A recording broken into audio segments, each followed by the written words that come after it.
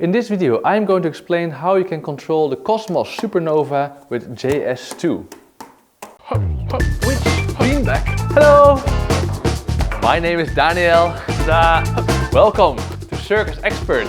These Kosmos Supernova clubs, they're obviously LED clubs and they have a few interesting features. For one, they have multiple different LEDs that can be in different colors at the same time.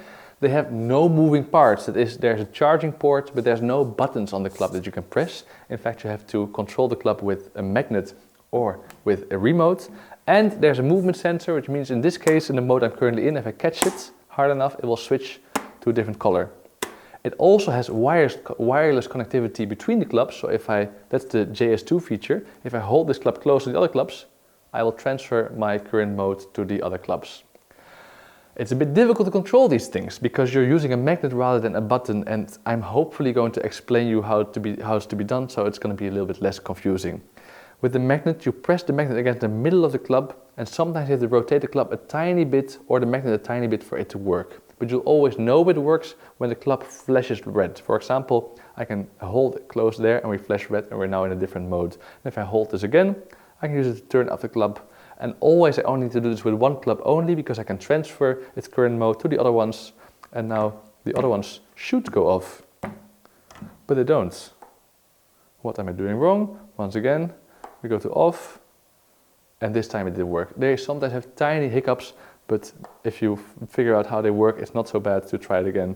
And I can also turn them on with my main club and make them go to the mode that the first one is in. Go back to off. Now you've seen me cycling between program in the memory 1, program in the memory 2 and off. And that is the access that you get if you hold the magnet short against the club.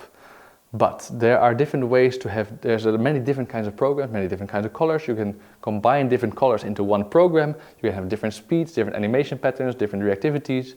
And for that you need to have the second function of the magnet, which is holding long press. And the first thing we get into if you hold long press is actually to control the mode of the club, how it communicates with the other clubs.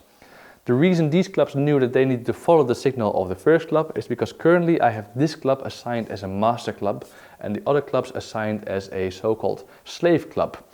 I will turn the master club on again, and if I do a long press, I wait until the red goes away and then I take the magnet away.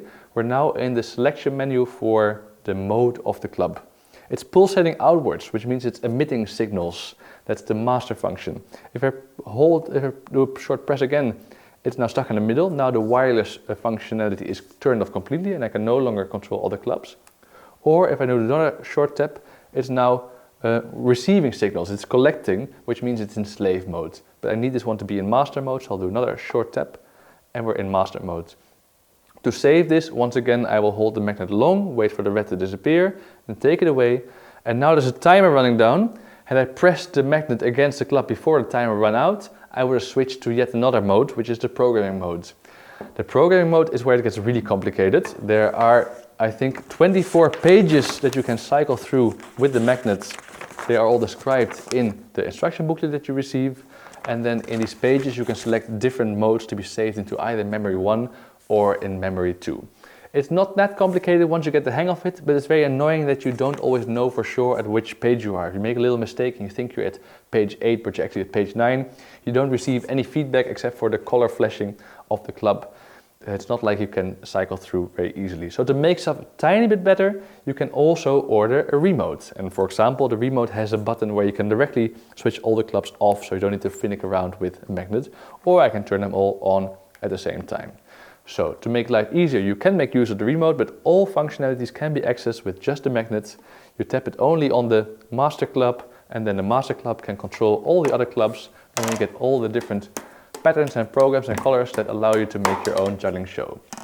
What I really like about these clubs is that it's scalable. If you have 20 clubs or you have a whole troop of different people that work together, you only need to control one club with one magnet, and that one will be able to feed into all the different clubs, making it very easy to work and you can get started really quickly.